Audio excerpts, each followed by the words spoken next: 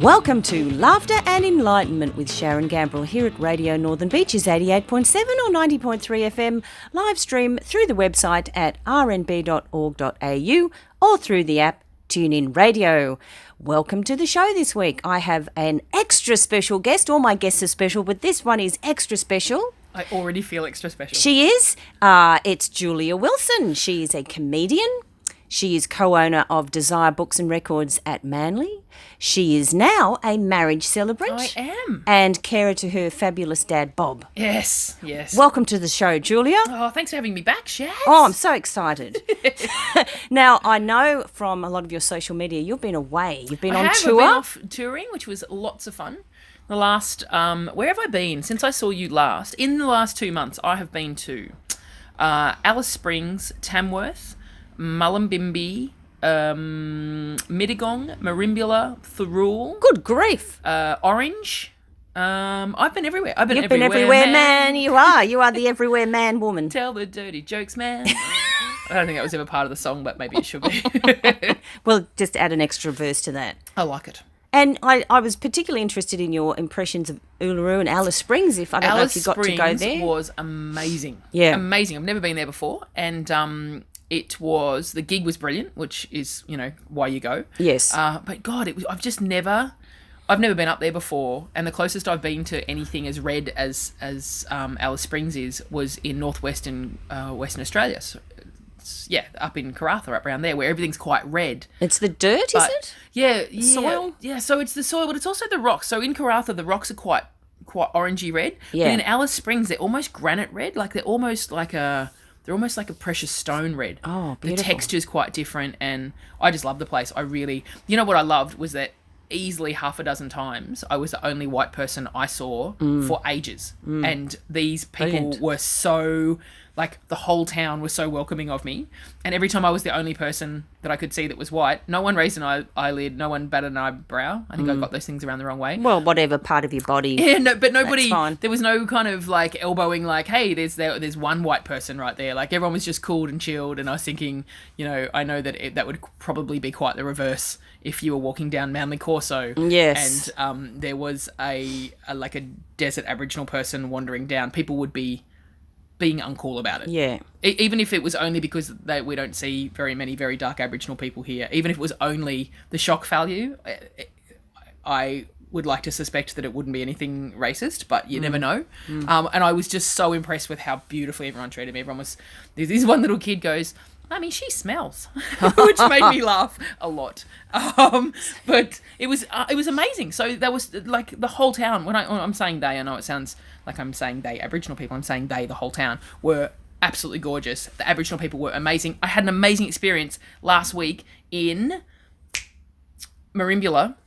I was in a little hippie shop, and a dude walked up and introduced himself, and he goes, "I'm Frank," and I said, "I'm Julia," and he goes, "Yeah, I know," and I go, "Huh?" And he said, "We're the same people." And I went, "What are you talking about?" He goes, "You're Quambone mob, aren't you?" And I went, "I don't know," because I've been trying to trace Dad's family tree, and it's just sort of, it keeps stopping, and I can't find history. And he goes, yeah, you're Quambone mob." And I went, "Okay, I mean, I don't know, and I don't know that we're not." And he goes, "What's your surname?" And I said, "Wilson." He goes, "I know your mob." And I went, "Oh, okay." And it was a lovely little interaction. And I went back to the hotel and I rang my dad and I was like, "Dad, I've heard you say Quambone before," because Dad used to be a sports journalist. I'm like, "Did you cover a tennis tournament or something there?" He goes, "No, that's where your grandfather was born."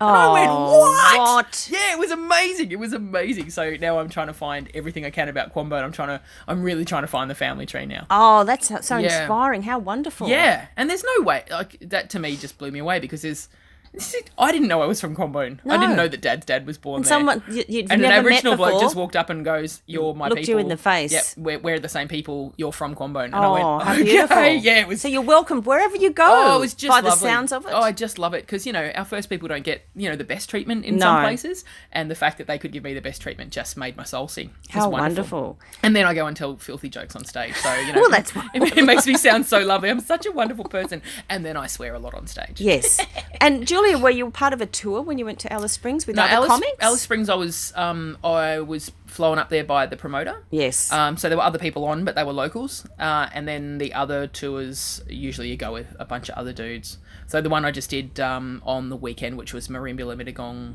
Thirroul, that was in a tour van with the Sydney Comedy Festival. Oh, that would have been great fun, touring. Lots of farts. In the van. Lots of farts, because you're always the only girl and there's always boys. Well, that's it. You're one of the boys. Lots of farts in the van. I'm like, guys, please, I shouldn't know this enough. I shouldn't know this much about you. We need some mystery. And I know you had some beautiful seafood that was on social media before one of the gigs. It was so good. Yeah. So we those tours, especially the Sydney Comedy Festival roadshow ones,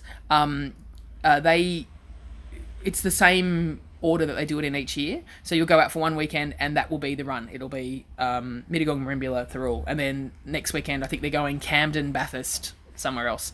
And it's the same. So the same tour manager does the same leg every year. So they start to find the best cafes and the best, so the food's always amazing. But they were, Albert, the guy that was tour managing this one, said, we're stopping in Narooma in between Merimbula and Thirroul, because in Narooma, just next to the bridge, there's a little fresh seafood place, and they've got freshly shucked oysters, and there's a seal that lives next to the shop. What, an actual seal? A real seal called Johnson, and Johnson was a pretty good looking seal. Yeah, and well, Johnson would be healthy eating all the scraps, I would say. Yeah. Why Johnson would he had beautiful skin? Live anywhere else?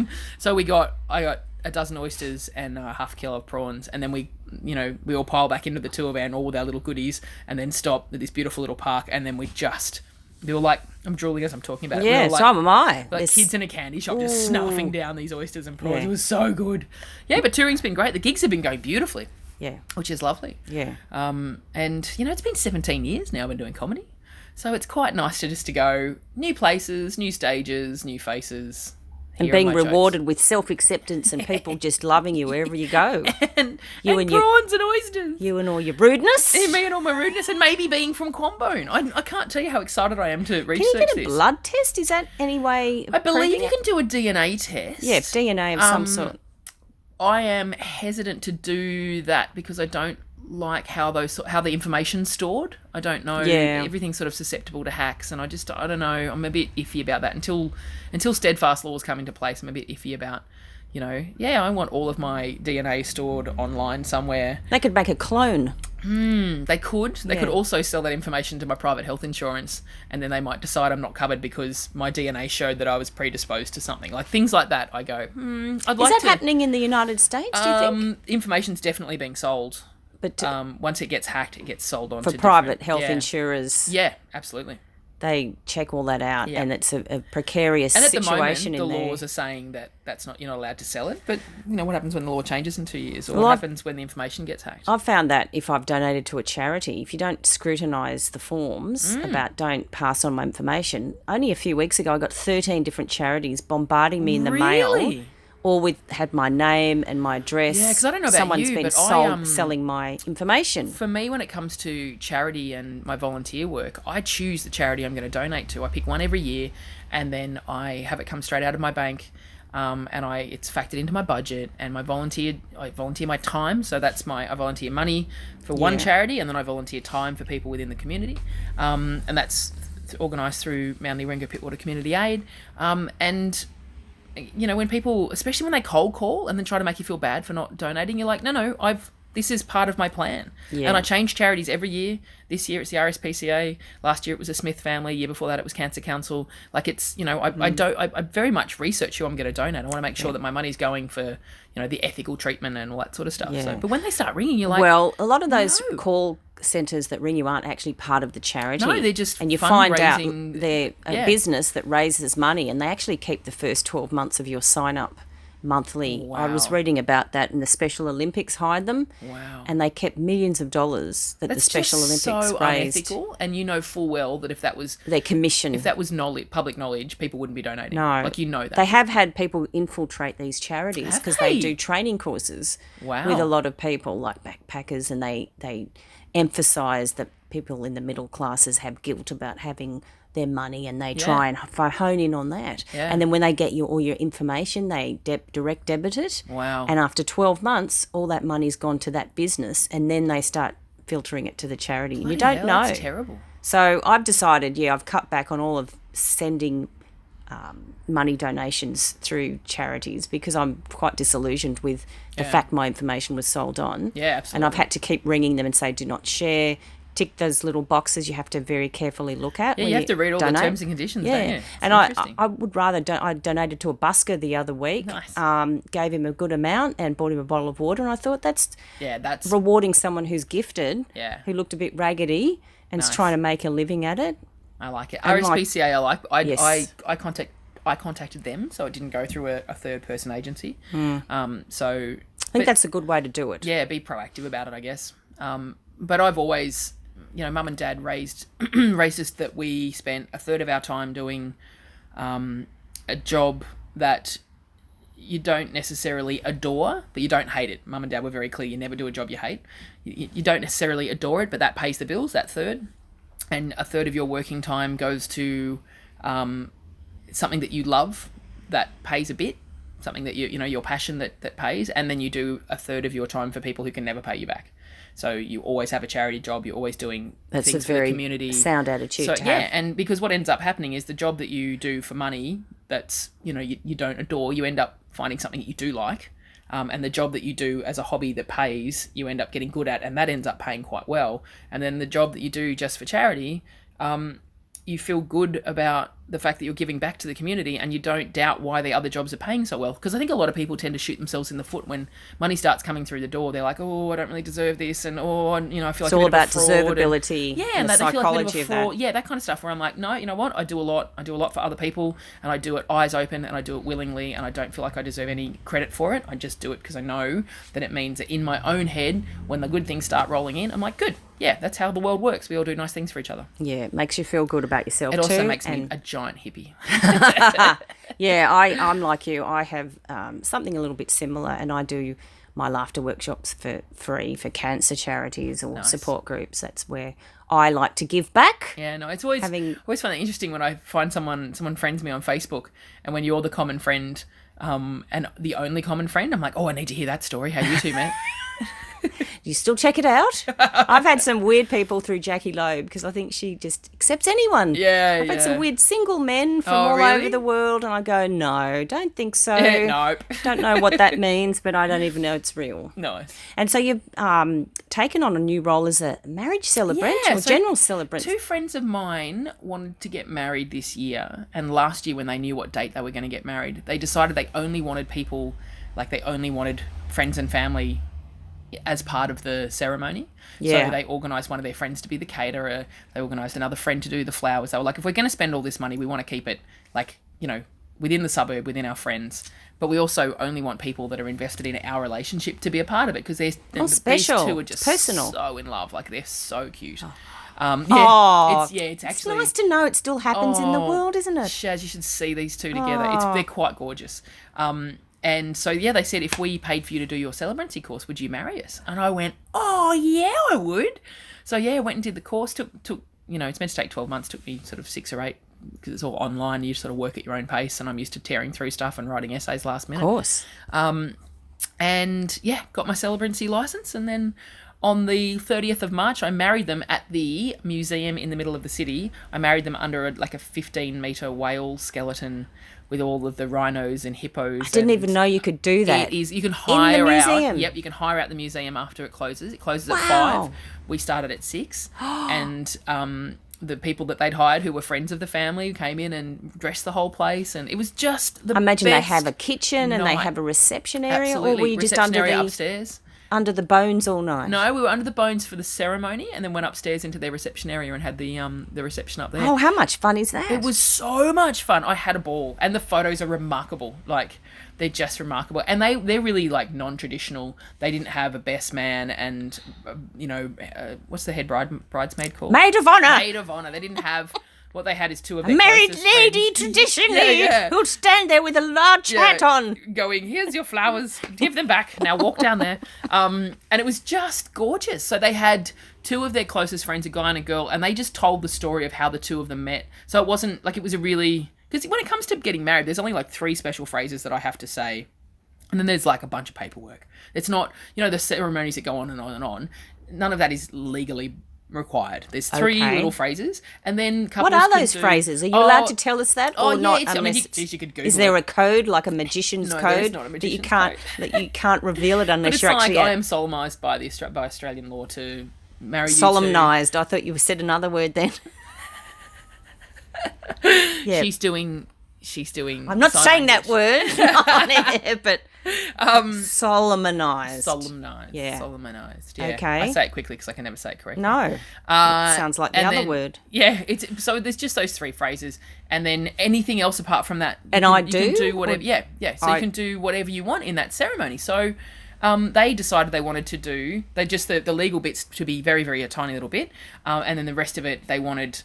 They wanted it to be fun, and they actually said to me, I just want everybody there to enjoy themselves. So I said to the audience, hey guys, before we kick this off, first of all, someone is recording this. Can you all just put your phones away and just be in the moment? Because these 2 have been madly in love for years now. They're getting married today. They've invited you guys, there's only 60 of us here. You're the chosen friends and family. Can you please just be in the moment, enjoy what's happening?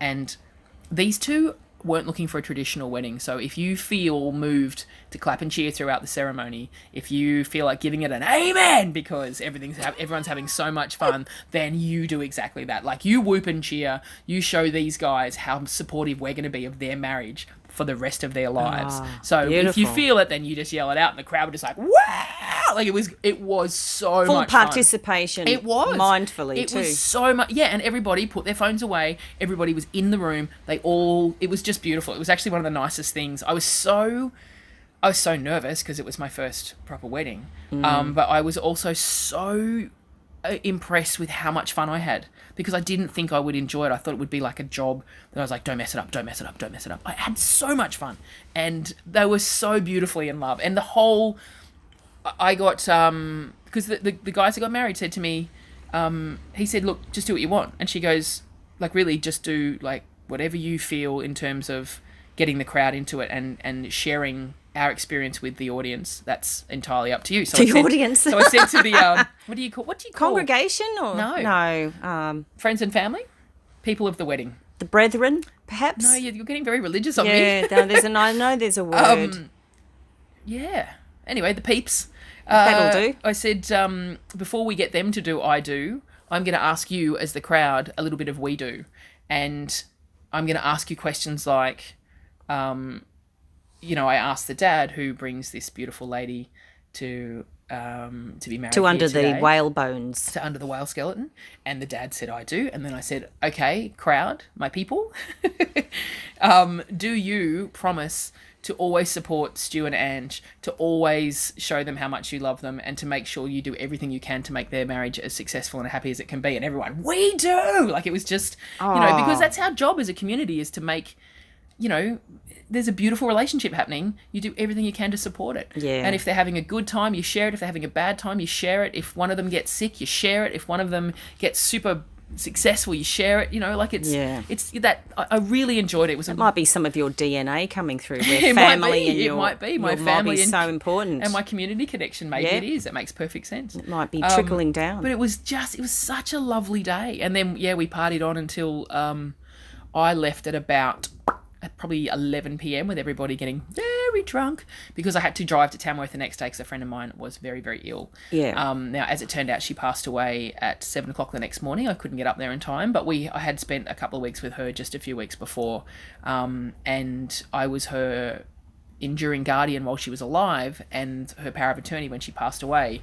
So I got to organise my first funeral and deal with death certificates and all of those Within a day. within a day. So I My went from this goodness like me. beautiful, amazing, fun, feel good to very, very sad. But in saying that, being her power of attorney, and she had asked me if I felt I was up to it, if I could oversee her funeral and actually be the celebrant and speak at her funeral. And I thought to myself, this is the last way I can honour her life. We'd been very close. I'd worked with her for probably 10 or 15 years as a volunteer, and then we became really good mates. That's a long time. Through the volunteering. So, when she said, if you're up to it, I was like, this is the last way I can help. That's our friendship was based on that she had been quite sick for a long time, and I did my best to help. And I would fix things around the house, and I would take her fruit and veggies, and I'd make her coffee, and, you know, just that kind of wonderful. That sort of thing. And when she needed to move up to Tamworth, myself and my mate Pat, who you've met, we took his truck, and I borrowed a big white van from another mate of mine, and we packed all of her belongings in those two vehicles and got her up to Tamworth and set up her house. And, you know, like, our friendship was based on that she was happy to let me help, and I loved helping her. So I thought, this is the last thing I can do to really honour her life, and to make sure. She had some very definite ideas on how she wanted her funeral to go. And I just think that people who don't know the family, it's easier for them to just kind of stick to a script and you know, yes. get you it were done able to type make thing. it very personal. I made it all about specific her, to what she would have wanted. And I could also help the people that were mourning her loss, you know, that she'd been in Sydney for so long. She'd only been back up in Tamworth for a year, so they'd just got to know her again. Yeah. And then she passed away. So I could help them kind of mourn and feel, you know, it sounds like such a phrase, feel your feelings, you know, like, you're sad, let's be sad. Yeah. And let's also have a chat about, we all knew different parts of her personality. So when everyone was chatting, when to you find share, out you just feel it was that beautiful. common grief. It was really and it does nice. help. And we've all stayed quite close in the couple of months afterwards. Everyone's still checking in on each other. And we just went up, when I said I was on my way up to Mullumbimby, I stopped in Tamworth because it was her birthday on the 22nd. And we all met in Tamworth to scatter her ashes, which was beautiful. That is beautiful. So she wanted half of her ashes to be scattered off Tamworth Headland, and she wanted the other half to be buried with her mum. But she also wanted the ashes of her cat that had passed away a couple of years ago to be scattered with her. Now, when I got to Tamworth Headland, this peacock appeared out of nowhere. I've never seen a peacock in Tamworth before, and I've been there like 15 times. So as we're scattering the ashes, this peacock's like, "Hey, what's going on?" with this beautiful, you know, blueness. But I had to put the ashes from the cat in the ashes of my friend, in the box, and then kind of shake up an ashes. Yeah, I was wondering about ashes that. margarita cocktail Yes. type thing, and then shake them around. And I was just you and the peacock. it was just, oh no, there was about 20 of us. But okay. I sat quietly with her sister trying to get the ashes from one thing into another. Oh, dear. And I hope it wasn't windy. Oh my God, it was actually hilarious. Because you're up on quite high, aren't you? Yeah, it wasn't windy, but because of the nature of the cliff Ooh. face, there was a bit of breeze. So I Bit of a had to be very backswing. delicate in how I spread them, so I didn't cover all of the mourners in ash. Yeah, that's it often was happened in movies, and it's always a actually bit awkward. hilarious, and she would have loved it. Yes. And then we went out to the cemetery and buried the other half with her So you have mum. to obviously liaise with the cemetery to do Yeah, that? that was it was just it was interesting in that things that you would have thought would have been hard work, everybody was like, "Yep, let's make that happen." Everyone was great. The guy who organised the guy from the funeral home, who, I was expecting to get a bit of resistance about. No, she doesn't want this. No, she doesn't want that. Yes, she does want this. It was quite wonderful. And also, the funeral director suggested, at this point in the ceremony, normally we would have like a bowl of rose petals that people come up, take a handful of rose petals and put them on the coffin. And I said, well, Anne would have hated that. She would have hated the idea that in drought we'd kill roses and put them on her coffin as some kind of token. She actually would have kicked off about that. You knew her well enough. Oh yeah, I'm like, we're not doing that. That tradition And doesn't so need her to be sister said, applied. well, why don't we put something on the coffin that people can come up and take? So rather than wasting flowers, and Anne had been part of the very first. I don't know if you know the background of Mardi Gras, but the 1978, they're called the 78ers. These people had been bashed and... Oh, I know. Yeah, so the horrible... So she was part of that. Bashed, arrested, all of that. Yeah, and that's where Mardi Gras came from, where people would march in protest on what had happened in that first year. They were very brave to do that. Absolutely. So she was one of the first ones. She was one of the 78ers. So her sister said, why don't we make up rainbow ribbons, and people can come up and take a rainbow ribbon, like the breast cancer charity ribbons and the... that's beautiful. Yeah, the white ribbon. And so personal.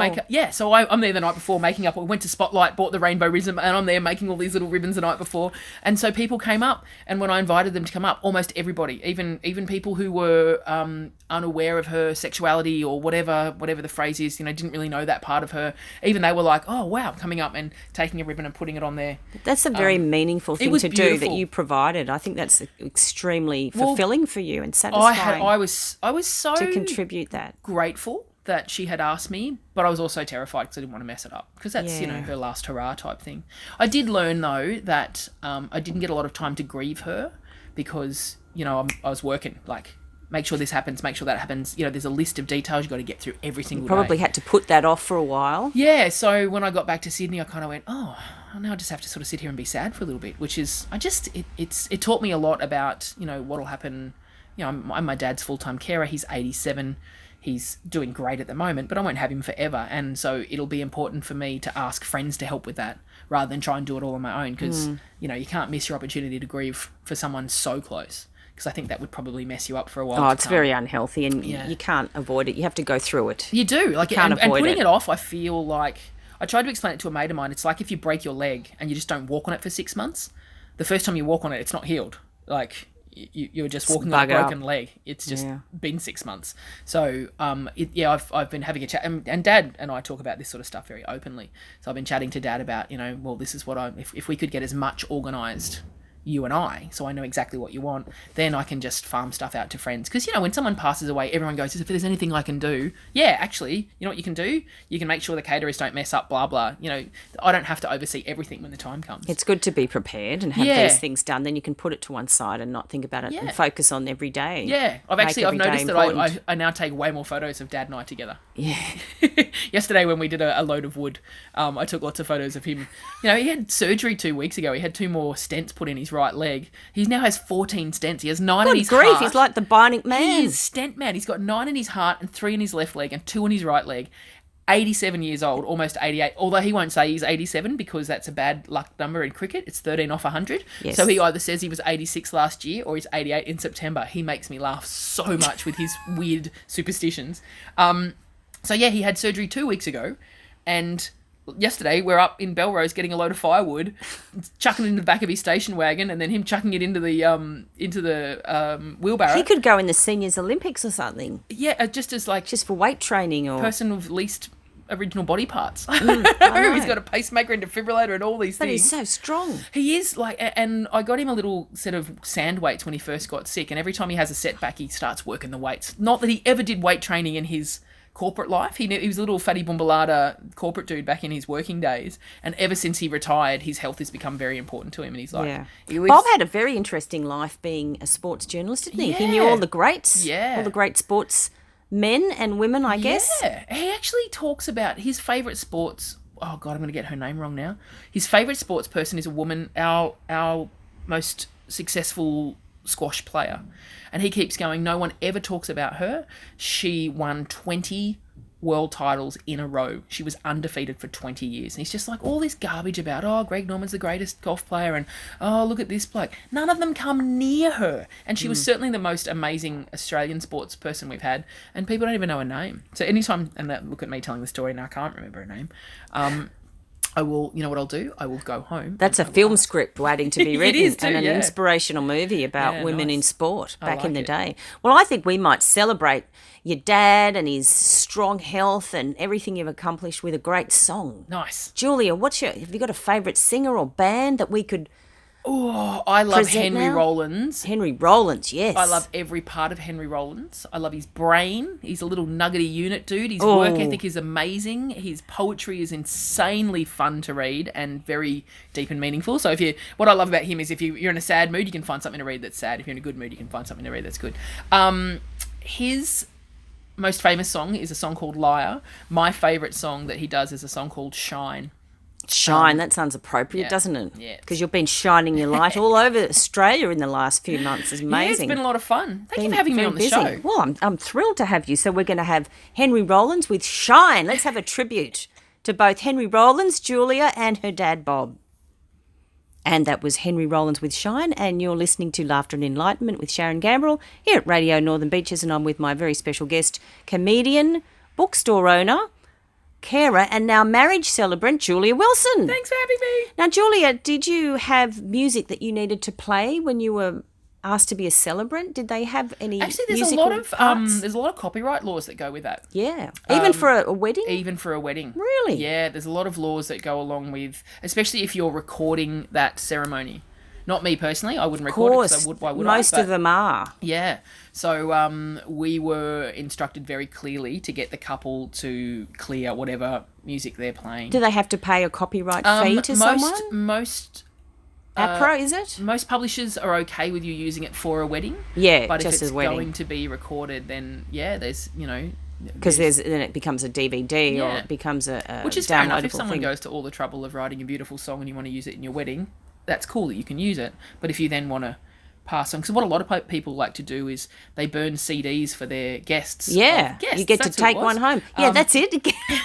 All those people were Not guests. audience, guests. They get to take a CD home of the song they walked down the aisle to, one of the songs in the ceremony, in the song that they met. Which is a nice personal gift it's lovely, to take, isn't but it? it's also infringing on a bunch of copyright rules. So as the celebrant, you I have can't to be a part pay of that. something. I imagine they should. Yeah, I don't know if people do. I don't know. I think what when it's interesting when it comes to this. People have different ethics on music, pirating, movies, pirating. That kind of stuff. Everyone's got their own personal. And for me, I've got so many singer-songwriter artist mates. I've got poet mates and painter friends and that kind of stuff. And they seem to be the ones who work their guts out for their whole life, create this beautiful body of work. And then everyone goes, well, what do you mean you want more than $5 for it? Like it's, so for me, I always make sure I pay my dues. Yeah, you but place a value on it. I really do. But I mean, I'm a performer. In my bookshop, well, I only deal with one publishing company when we sell new books. And that's because I sat down with the owner of that publishing company, Jen McDonald, and said to her before we met, I've got so many friends that have been ripped off by distribution and publishing companies, be it music or books, that I will not contribute to artists being ripped off. So unless you're willing to show me how much you pay your authors, I don't want to borrow you. The bookshop is beautifully successful. It's really supported by the local community. It's a secondhand bookshop. For me to sell new books in the secondhand bookshop means You want them to be ethically done. Absolutely. You need to fall into line with our business ethics, otherwise I don't want to borrow you. Yes. And she went, I really like the sound of you. And I'm not, like, when it comes to me in business, I'm not little Miss Haggle girl. But when it comes to my ethics in business, I will stand and fight until I have no breath left in my body. So we went for coffee just down on Manly Beach, and she brought all her accounts with me and showed me what she paid royalty-wise. That's and showed amazing. Me. And she pays really well. It's a little independent publishing company called For Pity's Sake. For pity's sake, anyone who's looking for a publisher? Love because her dad... She was one of 4 girls, so her dad lived in the house with a wife and 4 daughters. So there was just lots of girls around the place all the time, and he was constantly going, "Oh, for pity's sake!" Oh. So that's what she called her publishing company. Oh, for pity's sake! And so Jen came and met with me and sat down and showed me what everyone was getting paid. Showed me the returns and that kind of stuff. And she's easily 5 times more than any publishing company I've seen. And I imagine she's very personal, hands-on. Absolutely. Very supportive to the authors. And she said to me, most of her authors are people that the big boys have dropped because, you're only going to sell 100,000 copies of that, or you're only going to sell 50,000 copies of that. She's like, I publish stories that I love that need to be told. That's what I, whether I think it's going to be successful, whether or not it's like, oh, wow, it's not young and hip and sexy. She's like, don't care about any of that. I publish what I like, what I enjoy, if the author is as ethical as she is, that kind of stuff. And I love that business model where, we're all going to make money if we do the right thing. And, her business is successful, my business is successful, and now the authors are successful. And Julia is, For Pity's Sake, a local Northern Manly Beaches. So that's a wonderful business to promote on Radio Northern Beaches, For Pity's Sake. Look them up. And they do manuscript appraisals, all that sort of stuff. They would have a full editing service as well. Yeah, they're brilliant. Just support their authors. And their authors are amazing. I mean, we're sitting in the bookshop as we speak. There's a little bookshelf down there that's all For Pity's Sake. And I actually I met them through one of their authors, and I caught a bus home together, and we started chatting. And Sarah Dowse is this gorgeous 80-year-old lady who has written a bunch of books, and she was talking, it's rare that I sit and listen. I'm normally doing the talking. Yeah. So I was like, she was telling me her story, and I went, and then what? And then what? And then what? She is just the most amazing person. You should definitely interview her as well. Yes. I'll remember that name. We'll write it down after the show. She worked for Gough Whitlam in the Office of Women's Affairs when she first moved to Australia. Oh, well, wouldn't that have been an interesting time? Yeah. So she's really time politically... of change. She's really politically motivated. Her and I used to chat a lot about politics, and it turns out we were both in the Voices for Warringah people. And I kept running into her at climate change rallies. She's 80 years old and she's at rallies. Amazing. God bless her. And I believe you had some students coming into Desire Books and Records here at Manly, Julia. It was so wonderful. It was just a Thursday afternoon. I closed up at 5. I was here, and these kids came in. And when I say kids, they were between the ages of 13 and sort of 17, 18. The 2 main ones are 16 in year 10, I think, at school, maybe year 11. And they're local high school students? Yeah, local to around here. And they said, oh, look, do you mind? We're going to have a rally out the front of Tony Abbott's office about climate change in the next couple of weeks, and we'd like to sit down and kind of, plan what we want to say and that kind of thing. Do you mind if we just sit up the back? Because we've got these lovely big comfy green chairs up the back of the shop that it just, once you sit down, you never want to move. I said, yeah, you guys go right ahead. I said, I'm closing at 5, but if you guys want to stay later, I'm happy just to sit at the front of the shop and do paperwork. I just want you guys to be somewhere safe and out of the way while you do this sort of stuff. Thinking they were going to be planning what signs they were going to hold up and what T-shirts they were going to wear and that kind of stuff.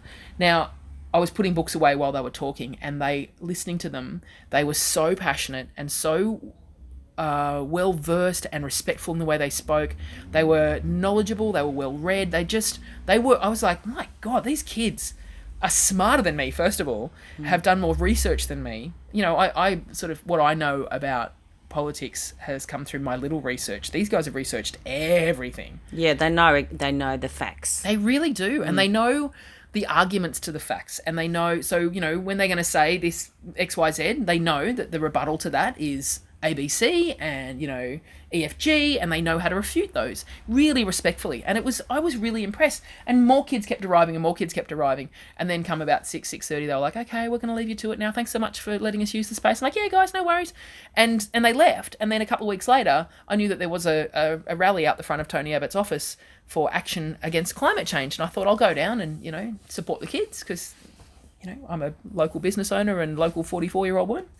So I went down there. And human being. Yes. And all of the other things. And I go down there, and there are the kids that were sitting at the back of the shop hosting the rally, talking really passionately, getting there might have been 1,000 people there, getting them motivated and whipping them into a frenzy. And it was just wonderful. I was really, really impressed. And I was even more impressed because I was sort of standing towards the back, letting the kids do their thing. And this much older lady, maybe late 80s, early 90s, walked past and screamed at the top of her voice, "Oh, grow up! I have lived through all of this before. You're all ridiculous and you should be at school." And she was so angry, but just kind of yelled it like a grenade. Just yelled it. Wasn't going to stop and engage anyone in conversation.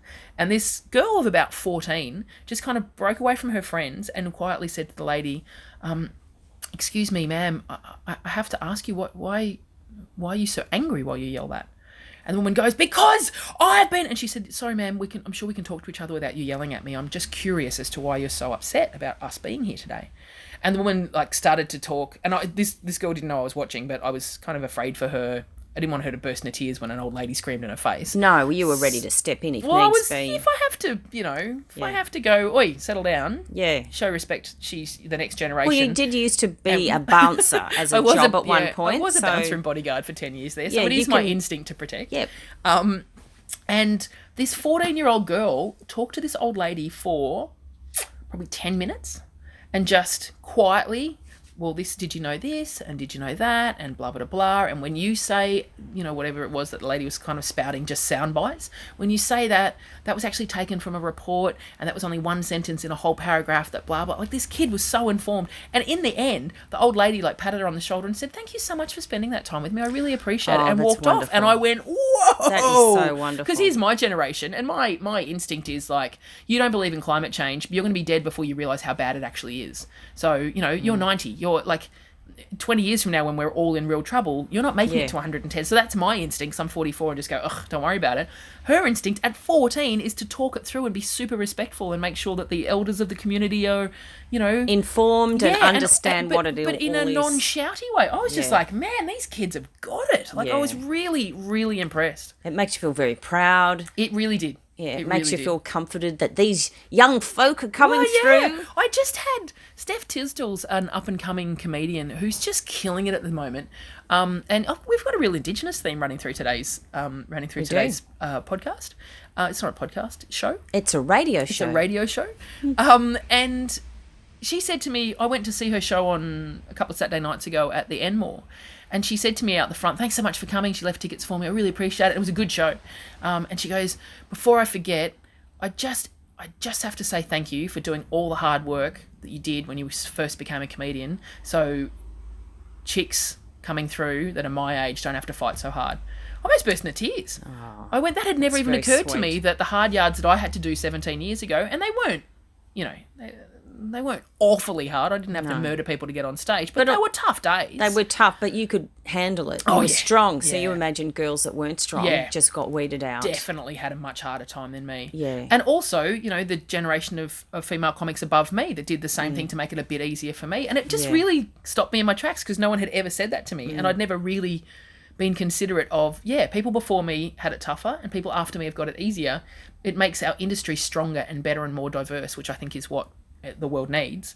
And I was just like, I'm like, oh, bring it in. Give me a big hug. It was beautiful. That is a beautiful story. Yeah. Beautiful story. I was really... What a tribute. What a legend. And just, you know, we're friends. She could have said that to me at any point, but to say it straight after she got off stage, you know, after killing it, like she absolutely blitzed it. She understood the contribution you'd made. Yeah, it was... And wanted to and highlight pass that on that. to me. I think that's Wasn't that lovely? It's nice to pass on a compliment. Yeah, it is. When something means something. You know what I've been really working on? When people give you a compliment, to hear it and take it on and go, hey, thanks for that. Yes. Because, you know, when people go, And nice just- jacket, and you're like, feel you just this deserve it. thing, I just got Yeah. it from, or like, I really enjoyed that comedy set. Oh, I've been doing that set for ages. Stop. Oh, thank you. Thank you for noticing. You're giving them a gift back almost by accepting it and saying thank you. Yeah, and also feeling it. Because, you know, you can, like, this old thing. You're like, don't degrade my dismiss. compliment I just gave you. Like, Yes. I thought long and hard about being nice to you. It wasn't just something I said.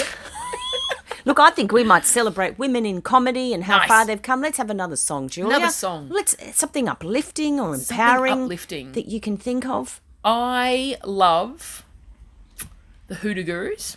Oh, I love them, have done since I was a little kid, and they've got a song called Axe Grinder that's really Axe like... Grinder. Yeah, and it's literally like, you know, they broke the mould when I was born is one of the lines in there that every time I hear it, I'm like, yeah, I actually don't know anyone else like me, so I'm okay with that line. well, my theme song to this show is the Hoodoo Gurus, Miss Freelove. Oh, Just the beautiful. beginning sitar. Yeah, yep. Nice. So that's been my little theme song, Miss Freelove. Beautiful. And now we're going to play the Hoodoo Gurus Yeah. with Axe Grinder. And that was the Hoodoo Gurus with Axe Grinder. And you're listening to Laughter and Enlightenment with Sharon Gambrill here at Radio Northern Beaches. And we're back with our special guest, Julia Wilson. Hello. Awesome human being. Oh, wow. I've elevated in without the radio show. I started as comedian, bookshop owner and celebrant and carer, and now I'm awesome human being. I will take that. Thank you very much. She's almost a variety performer with all of those. What will she do next? You're also a university student. I am. I'm How just are your getting studies to the going, end. Julia? I'm getting to the very end of the degree, and I'm at the bit now where I've got certain subjects I have to do to get the degree, just to finish it off, and they're not offered every term, so now it's kind of dragging on. But it was that last term was pretty interesting because within that 13-week term, my friend whose funeral I was just telling you about, she got very, very sick and said to me, I need to do my end-of-life paperwork. So did you know I didn't know there was paperwork you had to do for your end-of-life to let the ambulance people that come to see you know what you want done if you fall into a coma, to let all of the, like, there's this whole document that is very confronting. So I sat with her. I went up middle of February and did all the paperwork with her and spoke to her bank on her behalf, spoke to community housing on her behalf. And it was very interesting when I went into community housing. There was a dude in there, and there were just people yelling at him. Everybody else that I waited in queue, everyone else was just calling him names and screaming in his face. And I went, hi, you don't know me. My name's Julia. I'm actually from Sydney, but I'm here on behalf of, and explain the situation. And he said, I don't know if I can help you with that. Because what I was saying is, she can't, they were doing a handover of who was going to be looking after all of the maintenance contracts. Like, she can't be contacted every 2 days finding out if someone can come and check the gutters. She can't be contacted about, like, she's really, really sick. She's on her deathbed. She wants me to be her point of contact. I've got all the paperwork, everything that she signed to say that I'm her, and showed him the will where I'm the power of attorney and all that kind of stuff. I said, we just need to sort this out today because I have to go back to Sydney at some stage. And he's like, I just don't know if I can. And I went, look, I would normally take my time to really butter you up, and I don't want to be a bully, but I'm not leaving here today until this gets done, because I'm not leaving my dying friend getting phone calls over mesh over her drain. Yeah, a little irrelevant. I have faith in you issues. that you can make this happen, and I have faith in me that I don't have to shout and yell to get it done. Between us, we can make a dying woman be okay. And he went, okay. And like tears in his Oh. eyes. He's like, all right then. And he was brilliant. He was like, he moved heaven and earth to make it happen that day. His supervisor came out and just went, right, I understand this is a very special circumstance. We're going to do this, that. And they were brilliant. I was really, so I had to go to war with bank. I had to go to war with housing, which turned out not to be a war. It turned out to be, No. they turned out to Well, be you had the very right helpful. attitude, and you, like the teenagers, you presented what you needed to present and the facts. Yeah. And they listened. And I also, like, I don't want to be mean and bully and yell at you. And I can knock you over, yeah, put you in a headlock. I'm a bit of a unit, By the so way. people do, when they're talking to me, they do I kind of use look power up and- tools. I can chop wood. Lots and I of can wood. chop you as well. So let's he just was- do this. He was, and anyway, as we were talking, and his supervisor was organising stuff. He goes, "Oh, what part of Manly? What part of Sydney are you from?" I said, "I'm Manly." And he goes, "Oh, I used to live in Beacon Hill." And I said, "Oh, friends of mine, and I've just bought, Desire Bookshop a couple of years ago." He goes, "I love that bookshop." So now we've got this little Sydney connection, and it was just, I mean, obviously the people that had been speaking to him before were screaming in his face, calling him all of the names, and I was speaking to him, Venting their frustration Yeah, on him and- when it wasn't fair. and also, the things that people were screaming about to him, he had no control over. No. So, it's not his fault that there's a particular He's part set of the system. He doesn't do Yeah. the rules. And I think he was just happy that someone was speaking to him respectfully and not swearing in his face, to be Yeah. honest. I think he was just like, oh, thank God there's someone who's not going to... You have to remember that customer service and people that work Oh, in those wow. kind of jobs, it's very difficult. Yeah. Show them a little bit of respect and courtesy, and they'll usually respond. And we live in a country where you can get community housing. And not everyone can get in just yet, but there's a list, and there's also a priority listing. My friend was dying. She got community housing because she needed somewhere to live while she used up the rest of her life. Yeah, so she deserves community housing. Maybe if you don't like living in... There was one guy there that was screaming in the face of the poor dude that he just moved from Sydney and he wanted to live in Tamworth, and why wasn't there a unit available? I'm like, well, you've got community housing in Sydney, and if you want to move, there's a whole bunch of things you have to do. You don't just turn up and go, where's my place? Yeah. So he was trying to explain that to him, and that was not being received well. Might have to wait. Yeah. Respectfully wait, and they'll go, aren't I thankful to live in Australia where we have these services, because a lot of countries I have am nothing. genuinely grateful. I think our community housing program, whilst isn't perfect and does need work, it's pretty good compared to the rest of the world. Same with our public healthcare system. Being Absolutely. Dad's You carer, go live overseas Oh and my some of God. those countries where there's you know, nothing. Dad's stents are $9,500 each. Oh my goodness. He has 14 in him. Wow. And a pacemaker and defibrillator. Wow, you could- that's just you the could hardware. sell those off on eBay I did say after to him, he hey, goes. hey, Dad, when you croak, can I, is there a black market for stents? And he's Yeah. like, oi, like, what about your pacemaker? Can't take that with you. Can I, He says, Sell too them old off. now. I've had it for 12 years. No one wants a 12-year-old Everything works so pacemaker. well in him. It's Yeah. amazing, isn't it? Yeah, well, it keeps him going. But, that's just the hardware that costs that much money, let alone staying in the hospital, let alone the degree of expertise of people putting it in him. We are super lucky. So, We and are. as someone who's up at Royal North Shore at least once a week, sometimes 3 times a week. When he was having radiation, it was 5 times a week. We're Goodness. always there. Lucky these days, they're just management appointments now. Now we're just kind of maintaining his health. Yeah. But back when he was super sick, 2016, I was at that hospital. He had 4 weeks radiation for one thing and 6 weeks radiation for another thing. I reckon I was at that hospital 200 times that year out of the Goodness me. 365. Yeah. You know them well. You know all actually, the coffees. I do. I know stores. all the good coffees. I know the good people on A&E. I know how each of the departments work. Excuse me. I also had a gig not that long ago at Crow's Nest, and because I started heading up Spit Hill and found myself at Royal North Shore car park going, what am I doing? My You were on brain, autopilot. and I was. My autopilot my took me goodness. straight to Royal North Oh my Shore goodness. instead of going to the gig at Crow's Nest Hotel, and I was like, whoopsies, turned around and Turn went around and back. go back.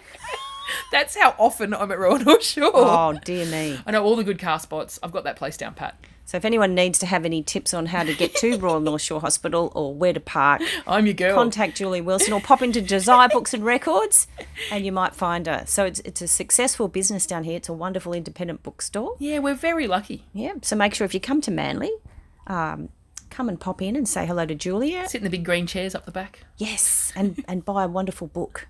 Yeah, we do Engage have your some, mind and your spirit with We do something. have some lovely titles. We're very discerning about what we sell, so there's some beautiful, probably won't find 50 Shades of Grey in here is what I'm saying. No, well, who wants to read that? Well, I'd like to say thank you very much to our special guest, Julia Wilson. Just as we finish the show, I think it might be nice to play a special tribute song to your friend Anne. Oh, nice. Do you have a special song you might like to play for her? She adored and we played it at her funeral.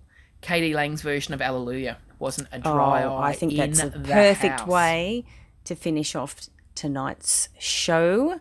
This is a special song for Anne. Yeah, And it's Anne, Katie Lang. I know you're watching me because you've been giving me some little directions in the last month or so. Katie Lang's Alleluia.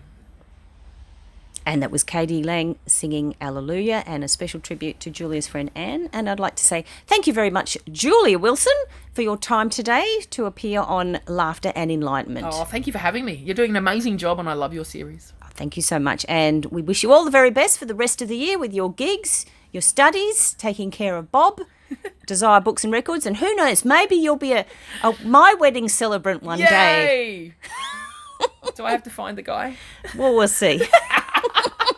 We'll put in an order. I used to be a bouncer. You point him out. I'll bring him to the altar. Bring him in a headlock. To you. Now this is where you say I do. File the paperwork. We're done. So thank you for listening, everybody. And next week, Laughter and Enlightenment, we'll be back here at Radio Northern Beaches 6 to 7 p.m. on Thursday nights. And until then, have a happy, healthy and laughing week.